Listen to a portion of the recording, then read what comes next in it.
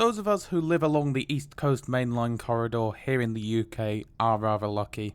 While many other routes across the country are often pretty much monopolised by one previously franchised train operator, the East Coast mainline is home to quite a number of different operators, all of whom compete with each other on often either the same or very similar routes. Today we'll be taking a look at and comparing the 4 main intercity rail operators that operate on the East Coast mainline, all of whom offer service out of London King's Cross, to destinations in the north of England and Scotland. Those being the government-run LNER, who are the current holders of the old Intercity East Coast franchise, Arriva's Grand Central, and Hull Trains and Lumo, both of which are owned by First Group. Now, before we get into comparing the onboard experience of each operator, let's just take a look at each one's route network, just so that we can get a better understanding of where each one serves and how they often overlap and compete with one another. Unsurprisingly, holding the Intercity East Coast franchise, LNER have by far the most extensive route network out of the 4, offering service from London King's Cross to the likes of Leeds, York, Newcastle and Edinburgh. Many services either extend from these main termini or spur off along the way. For example, LNER also offer service to Lincoln and Hull. Many of their Leeds services will extend to either Harrogate, Bradford Foster Square or Skipton.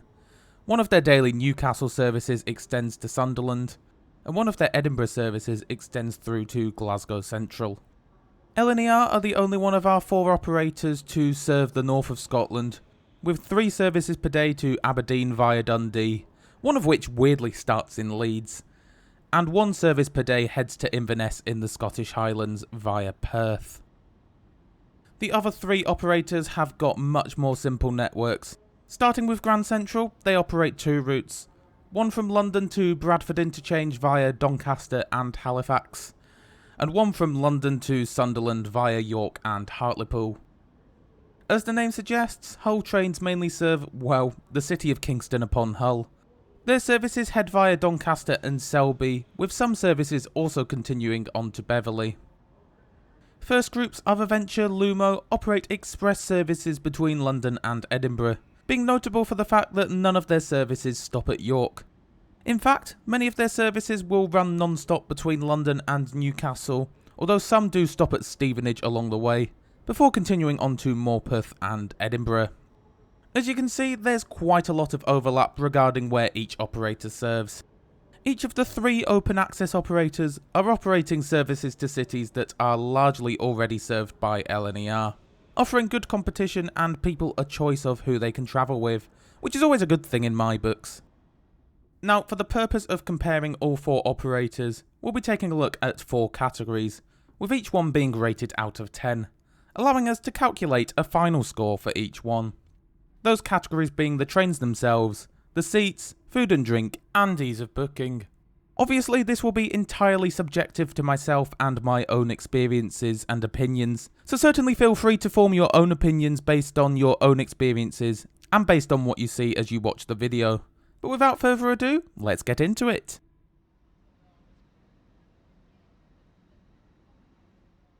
LNER are currently the only operator out of the 4 to operate a mixed fleet of trains. The overwhelming majority of their services are operated using the Class 800 family of trains, namely the bi-mode Class 800s and the all-electric Class 801s. These form part of Hitachi's AT300 family of trains, and LNER calls them Azuma trains, Azuma being the Japanese word for east. LNER's Azuma trains are usually formed of either 9 or 10 coaches, although there are a few services that may only be formed of 5 coaches, especially as sometimes the 10-car service is split to form 2 5-car trains. While these Azuma trains have received a lot of complaints, while I do think that they're a bit generic and boring, overall I think that they're fine, offering good ride quality and nice enough interiors. Although I will say that I do wish they'd tone down the lighting a bit, as it's very obnoxiously bright. LNER also still operates some of the old Intercity 225 sets, being comprised of a British-built Class 91 electric locomotive, and Metro Camel-built Mark IV coaches and Mark IV driving van trailers. These are only used on some services to Leeds, York, Bradford and Skipton. Now, I absolutely love these trains. Again, the ride quality is great, but the interior just has that touch of class that is perhaps missing on the Azumas, and the lighting is considerably better too. Overall though, I'll give LNER an 8 out of 10 for their fleet of trains. Grand Central are unique, being the only operator out of the 4 not to operate the Class 800 family of trains. Instead, they currently operate a fleet of 10 Class 180 Adelante diesel hydraulic multiple units. Each service is usually formed of 5 coaches, and while they do look nice from the outside, when they're not being held together by tape that is, I've usually found that these trains are quite noisy and rattly. And the interiors are a bit on the utilitarian side of things. They are also pretty infamous for their reliability, or more to the point, lack of. However, they will soon also be joined by 2 Class 221 Super Voyagers, which will be used on their London to Bradford route. However, for now, I think I can only award the Grand Central fleet a 3 out of 10. Hull Trains' trains are very similar to LNER's, with their fleet being comprised of 5 car long Class 802 bi-mode sets, with Hull Trains calling them Paragon trains. Given that they're basically just shorter blue and purple versions of LNER's Azumas, I don't feel the need to really go into great detail about them here, although I will knock off a mark for them only having 5 carriages, as I can see how that might lead to overcrowding. 7 out of 10 for them. Lumo also operate a fleet of 5 car long Class 800 family trains, namely the Class 803 electric multiple unit. The only real difference in the design of the train is that the lighting has been toned down quite a bit, and as such is a lot less obnoxious than on LNER's Azumas and Hull Trains' Paragon trains. 8 out of 10 for the Lumo fleet.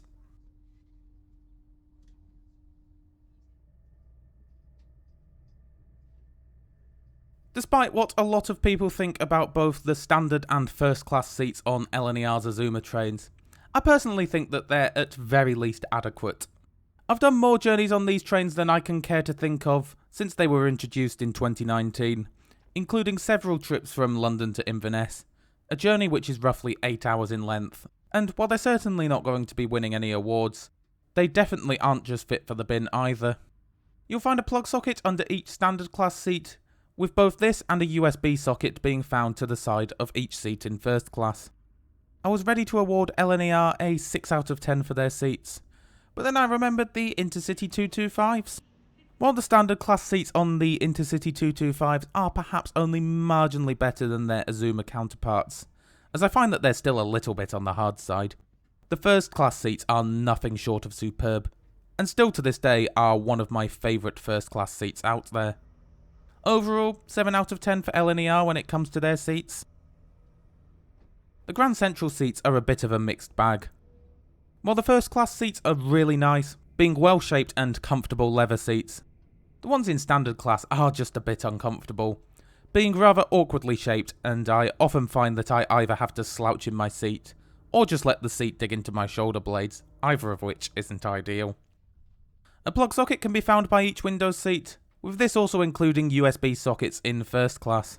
Overall, 6 out of 10 for Grand Central seats. Again, Hull Trains' seats are just basically purple and blue versions of those found on LNER's Azuma trains, 6 out of 10. Given that Lumo also operate the Class 800 family of trains, you'd be forgiven for thinking that they also kitted out theirs with the same seats found on LNER's and Hull Trains'. However, you'd be wrong. Bar the slightly cheap and irritating feeling upholstery, these are actually one of the best designed standard class seats out there. They're comfortable and allow for good posture, and just look at this tray table, very well designed and even incorporating a reading light that's actually useful. Under each pair of seats, you'll also find 1 regular and 2 USB sockets, rounding off a fantastic seat. 9 out of 10 for Lumo. Oh, and if you're wondering what their first class seats are like, well, they don't have any. Only standard class is offered on Lumo. For me, LNER really set the gold standard when it comes to their first class catering offer. On most of their services, a hot meal is included in the price of your ticket. 2 will be offered if you're continuing north of Edinburgh, and a good selection of hot and cold drinks, including alcoholic beverages, are offered too. In standard class, you'll find a buffet car, or alternatively, you can also buy your food and drink from the comfort of your seat on your phone, and the crew will deliver it to you. Honestly, there's not really much to fault here, so 10 out of 10 for LNER. Grand Central's first class offering definitely falls on the stingy side. They only offer hot and soft drinks and light snacks, such as crisps and pre-packaged pastries. That said, I will give them bonus points for the fact that you can order as many drinks as you like and as often as you like on your phone, and the crew will deliver it to your seat on demand. Standard class is a very similar story to what you'll find on LNER, with a buffet car available on board, and Grand Central also offer you the option to order on your phone, although you do have to go to the buffet car to collect this. Overall, 5 out of 10 for Grand Central's catering. Hull Trains are by far the worst offenders when it comes to the quality of their onboard catering offer. In first class, they offer sandwiches, snacks, tea, coffee and water, which in of itself isn't all that great.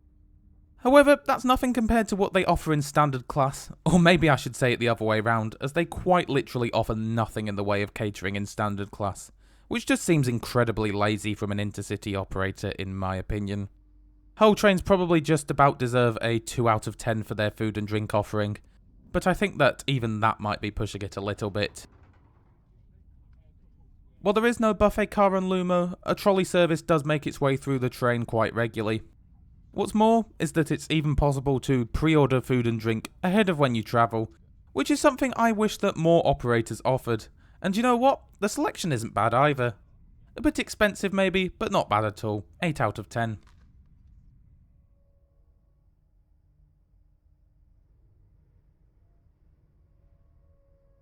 In terms of LNER's website, yeah, I found it always to be fairly easy to use. You just simply, well, it's quite like many other rail operators to start with. You just put your where you want to go from and to in the top. It even helpfully gives you prices, so you can compare the prices for each particular month you want to travel. Just select a date you want to go, search for trains, and it loads up. Now I do like that it is very clear which services are LNER ones. You can see them all denoted over here. So if we just pick a random fare and click continue, what I really like about LNER's booking system is that it lets you choose exactly what seat you sit in. You can see the grey ones marked out are already occupied. You can see where the quiet coach is, where the buffet car is, where wheelchair spaces are. And it just, if you want to sit in a quieter coach, if I'm travelling on my own, I know, right, I can sit here, it's going to be quite quiet, and obviously C's the unreserved coach for half of it, so I can go, here's maybe going to be quite quiet. And it also means I know which coaches to avoid, which ones are going to be busier. Obviously this train's not until October, so it's still quite quiet. But yeah, overall I really like LNER's website. It's very user friendly, so if you save your changes, you can see if you need to request assistance. I'm not going to go through all that, but you can book assistance online, bike reservations, and you can add your Plus Bus ticket if that's the sort of thing you like to do. Quite easy, quite straightforward. It'll ask you to sign in, and once you've signed in, it's all fairly straightforward. You can put a voucher in there if you got a voucher, and before you know it, you're through to the payment page, which is all very user-friendly website. 10 out of 10 in my opinion.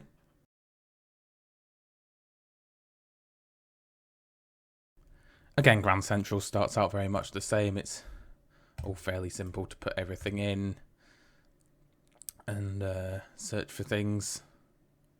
Again, you can clearly see which services are Grand Central, like this one here. The others are probably LNER or other operators. While you can't see month on month which is the cheapest, it's you can quite clearly see on here which ones are cheaper enough. Gives you the options, obviously, as you go through. Now, what I don't like about Grand Central's is it still has this seat preferences thing where you select your seat, However, never in the history have I ever selected a seat in this and actually got a seat like that. It's not very user-friendly in that regard. You can just check out as a guest. And yeah, once you get through to this bit, it's all quite easy to... So you can actually see your seats through here. So you can see what seat that is. No idea whether that's what I selected or not. You can sort of spam the reservation system a little bit if you're not happy with your seat, but it does sort of... it might end up removing that cheaper fare for a bit due to the way it works. But travel assistance here, it just seems fairly streamlined. And then you get down to your payment. Yeah, not bad bar the seat reservation thing.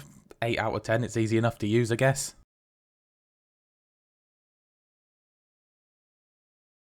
Again, whole trains.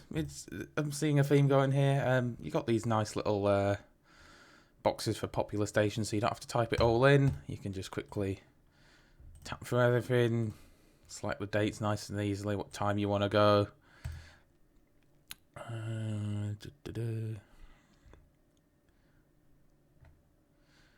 It's a bit more cluttered, this bit, I'd say.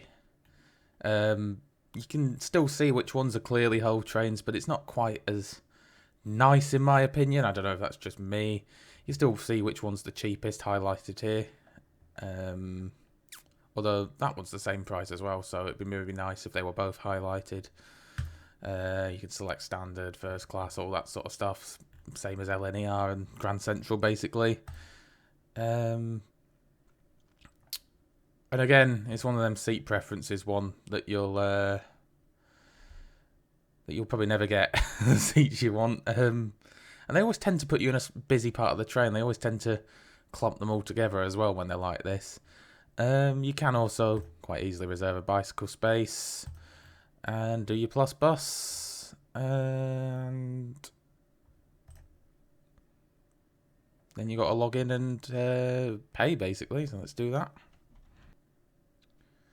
Once signed in, you'll be able to come through to this very antiquated looking payment page. It still does have everything there though, promotion codes, gift cards and all that good stuff. It did take a couple of times to click through. It's a little bit... It's quite similar to Grand Central's, but just a little bit more clunky. I'll give it maybe a 6 out of 10, this one, for ease of use. And finally, Lumo, the newest of the operators, so surely their website should be the most up-to-date and easy to use. Well, starting off, I absolutely hate this thing that keeps moving back and forth. It's very distracting. It's just trying... It's like when I try and click on something, it just all moves away. It's like... Oh, there we go. We'll click on that one. Again, it's rather blocky, and it doesn't allow you to... It's just defaulting from Edinburgh to London. So you've got to go to the top, and then you've got to try and find your dates you want to go, your time you want to go, rail card and all that stuff. You might need to swap it around. It just... I don't like it when they default like that.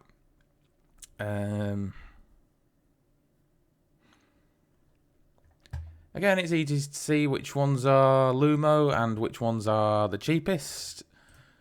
Although, is it going to show me later trains? So yeah, it's easy to see which one's the cheapest. We'll just select this one for the purpose of this exercise. Click continue. And it shows it all quite nicely at the top. Again, it's one of those ones you're not going to be able to pick your exact seat. And now, I don't understand why they didn't incorporate this when they did it, because... Again, Lumo started operations back in 2021, and LNER have been offering it for way longer than that. Yeah, I don't know if that's a window seat or not. It'd be nice if you could see. Personally, I think all operators should offer that when they're doing seat reservations. Lumo, being a bit of a low-cost operator, also have luggage limits. Whether it's enforced or not, I mean, I highly doubt it. I didn't see it enforced when I travelled with them. And it appears they also offer some sort of through luggage service. But yeah, all that aside, you can click book and you've got to log in and try and remember what password you put for this one. And again, once logged in, it'll take you to this rather antiquated looking payment page. But yeah, it's quite clunky, this website, and it just seems unpolished and a bit annoying. 4 out of 10. So now that all is said and done, that gives LNER a final score of 35 out of 40, Grand Central 22 out of 40, Hull Trains 21 out of 40, and Lumo come in at 29 out of 40, making LNER our winner, and that probably does reflect who I travel with given the option, as I do find that LNER generally offer a good and consistent service, and I've never really had any major issues travelling with them. However, those are just my opinions, so do be sure to let me know your favourite East Coast mainline operator and why in the comments below. However, that is all from me this week. I do hope you enjoyed this slightly different style of video. If you did, be sure to give it a like, comment and subscribe to the channel, as all of them actions help us out immensely. And why not hit the bell icon while you're at it, as you'll get notified each and every time we upload. A special thanks as always goes to my amazing patrons and channel members for their generous and ongoing support. If you want to join them in getting ad-free access to my videos, then you can do so from just £1 a month. You'll find the relevant links in the description below. With that though, all that's left for me to say is thanks a lot for watching, and I'll see you all next Friday.